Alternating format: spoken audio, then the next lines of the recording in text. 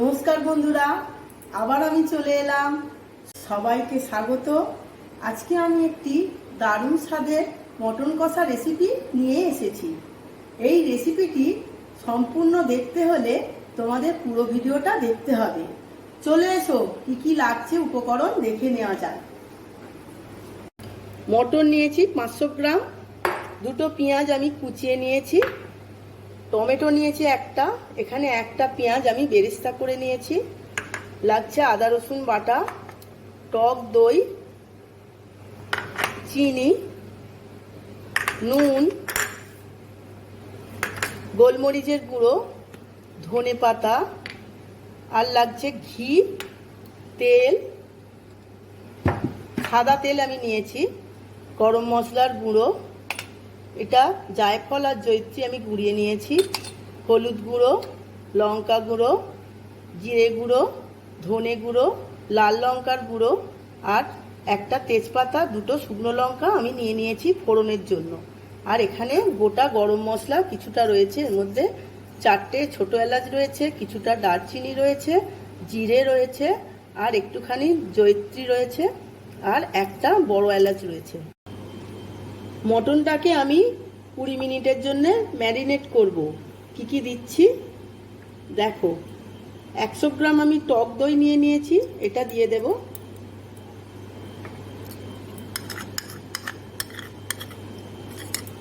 আর দিয়ে দেব 4 চামচ সাদা তেল,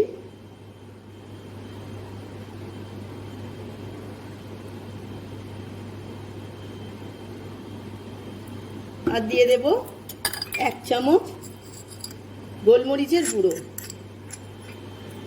এটা দিয়ে আমি এটা একটু মাখিয়ে নেব।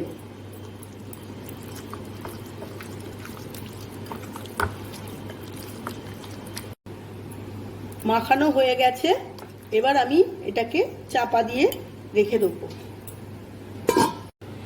এবার আমি এই বেরেস্তা আর এই টমেটোটা মিক্সিতে বেটে নেব।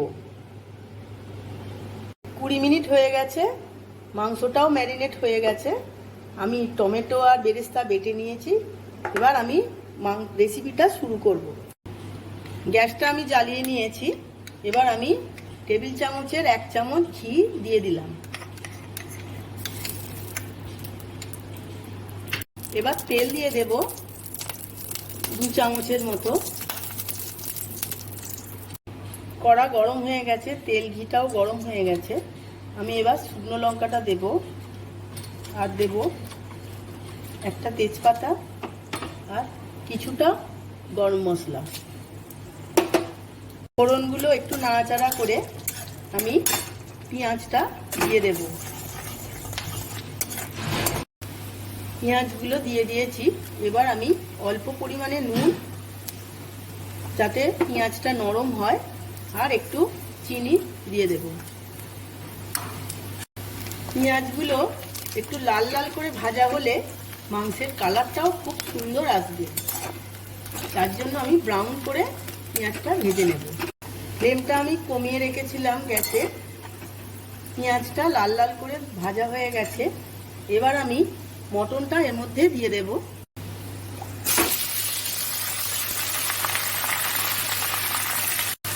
মটনটা এবার আমি 10 মিনিট ভালো করে নাড়াচাড়া করে নেব।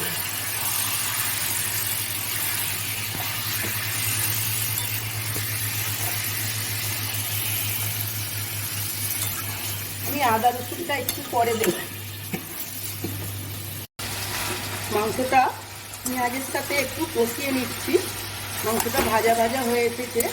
এবার আমি আদা রসুন বাটা দিয়ে দেব।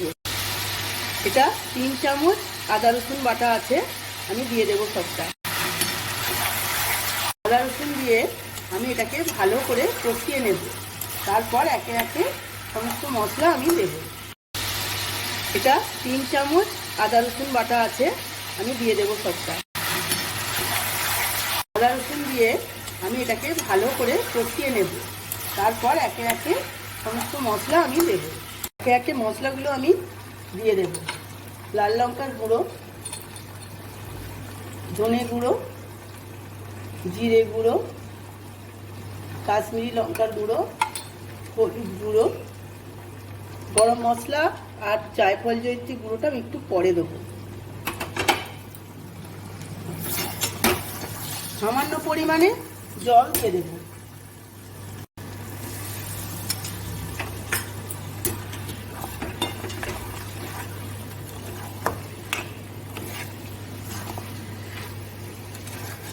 মশলা দিয়ে ভালো করে কষিয়ে নিয়েছি। এবার আমি বেরেস্তা আর টমেটো বাটাটা দিয়ে দেব, যাতে হোটেলের মতো কালারটা আসে। দেখো দেখো কালারটা কত সুন্দর কালার এসেছে। আগে একটু নুন দিয়েছিলাম ম্যারিনেটের সময়, আবার একটু নুন দিচ্ছি। পেঁয়াজ ভাজাতেও কিছুটা নুন দেওয়া ছিল। স্বাদ অনুসারে নুনটা দেবে তোমরা। মাংসটা তেল ছেড়ে এসেছে। এবার আমি অল্প পরিমাণে জল দিয়ে এটাকে চাপা দিয়ে রান্না হতে দেব।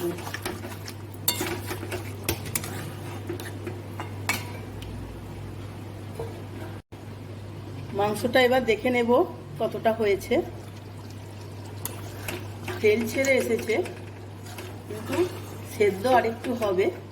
সেদ্ধ আরও একটুখানি করলে তবে বোঝা যাবে। আমি আরও একটু জল দিয়ে এটাকে চাপা দিয়ে দেব, আরও 10 মিনিট হতে দেব। দেখো মটন কষা রেসিপিটা আমার হয়ে গেছে। এবার আমি এতে গরম মশলা, ধনে পাতা আর জায়ফল জয়িত্রীর গুঁড়োটা মিশাবো। এটা খুব কম পরিমাণেই দেবো, বেশি দিলে উগ্র গন্ধ হয়ে যাবে। গরম মশলা আমি ছোট চামচের 1 চামচ নিয়েছি, দিয়ে দিলাম। আমার মটন কষা রেডি। দেখো বন্ধুরা হয়ে গেছে মটন। এবার আমি এটাকে সার্ভ করে নেব। সার্ভ করে নিয়েছি হোটেল স্টাইল মটন কষা। আমি এটি পোলাওর সাথে সার্ভ করেছি। তোমরা পারলে রুটি, পরোটা, নান সবের সাথে সার্ভ করতে পারো।